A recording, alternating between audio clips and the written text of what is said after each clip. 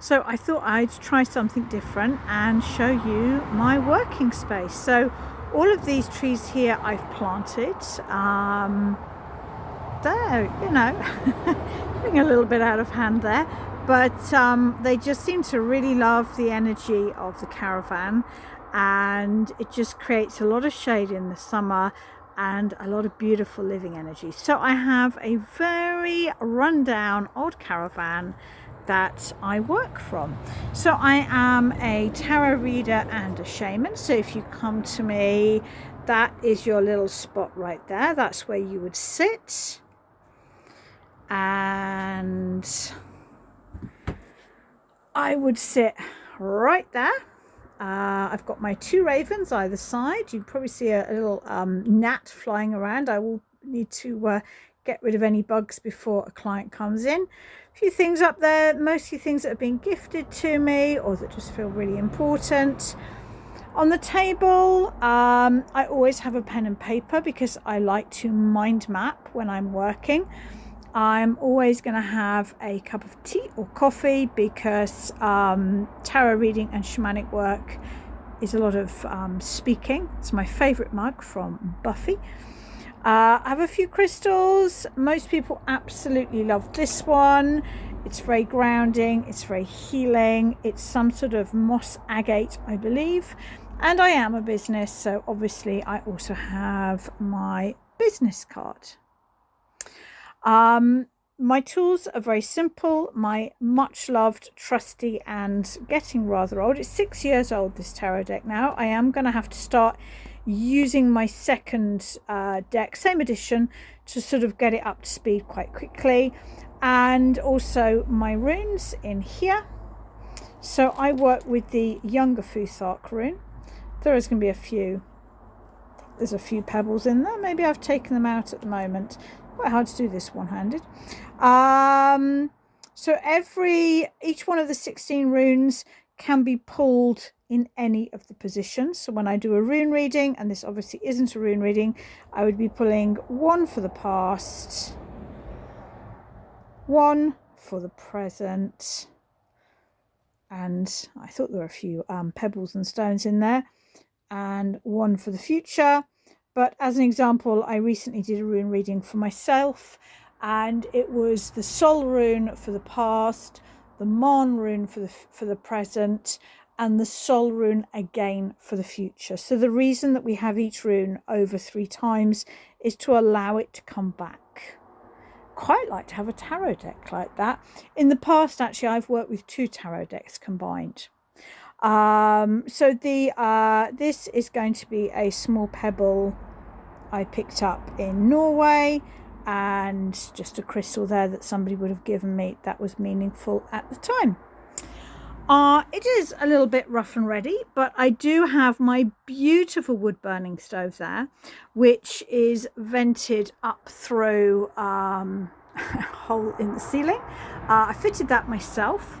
It's perfectly safe, and I tell you what, in the winter it is amazing because it was really getting quite cold in here in the winter. So now it's the warmest part of the house. If I'm doing a shamanic healing session, I used to work on a massage table, but now most clients find it more preferable to work on the chair. It is a 0 gravity chair, so it leans right back, and I can tell you it's the most comfortable thing. I am so glad I invested in it, because comes in the summer you will find me reading in that with all the windows open and the beautiful green of the trees, and in the winter you will find me lying back on that reading with the wood fire going as well. My 2 main shamanic tools are my gong. This is, I don't even know whether this will be picked up on the microphone, so I will just try. This is a planetary gong. This is Neptune. I really looked at all the planetary gongs. I was lucky enough to try most of them, and Neptune is a very key planet in my birth chart, and I just love the connection with dreams and water.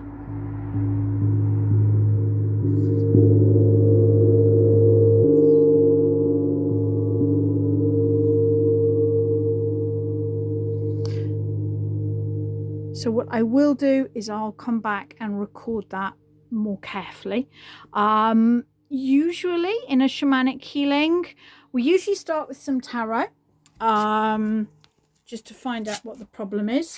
Then the client will relax back on the zero gravity chair, and I will just move the gong across. I sit on that little cushion there. I like to be down on the ground.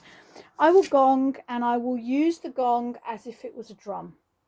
So I am journeying shamanically, and the client just relaxes and has a beautiful sound bath. If I've got a more tricky problem, I will move to my drum, which, as you can see, is somewhat painted with runes. Still plenty more space to go. And another one of my naps on there. It's very much a woodland caravan. So sometimes, just coming all the way back, I find that the drum, if it's something that I need to be more focused on, then I would use the drum. And if it's a really tricksy problem, then I would move to chant. So the Nordic chant is my most powerful way of working. It allows me to weave the sounds of the runes to create a soundscape, so that I am journeying with more focus and removing energies or blocks with more intensity. It's a wonderful way to work, but it can lead to more of a healing crisis for the client.